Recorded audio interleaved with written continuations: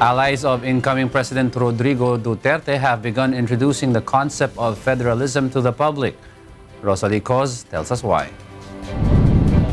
As the proclamation of incoming President-elect Rodrigo Duterte draws near, several of his supporters who share his vision of a federal form of government have also begun explaining its concept to the public. Among them is former Senate President Aquilino Pimentel Jr., who's been pushing for federalism in the country since 1982.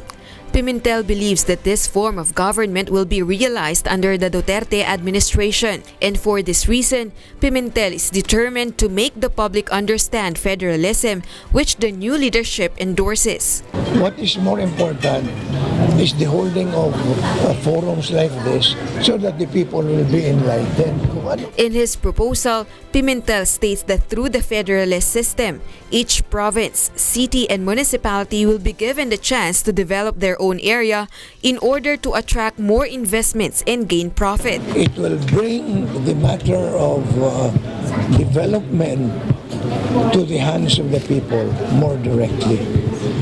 In other words, power will now be transferred from the hands of a highly centralized government in Metro Manila to the different federal states in a realistic manner so that it will benefit the ordinary man on the street.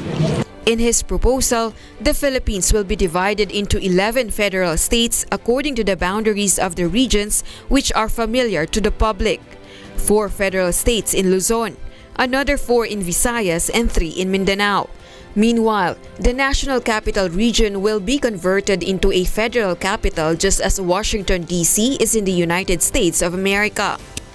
Pimentel emphasized that under the federal government, the Philippines shall continue to elect a president and vice president with one constitution, one armed forces, one flag, one central bank, one monetary system, one foreign policy, and one public educational system. Also part of the proposal under the federal government is the preservation of the lower house of Congress and the existence of 6 senators per federal state, or a total of 66 senators. The same also applies for the putting up of constitutional court branches in Luzon, Visayas, and Mindanao for the immediate implementation of justice. Thus, in order to accomplish all this, amendments to the Philippine Constitution must be made through the Constitutional Convention, which still depends on the political will of the leadership of Duterte. In his final remarks, Pimentel reiterated that the federal form of government is the solution to insurgency and chaos in Mindanao, which has been the problem of the country ever since. Rosalie Coz reporting for Y News.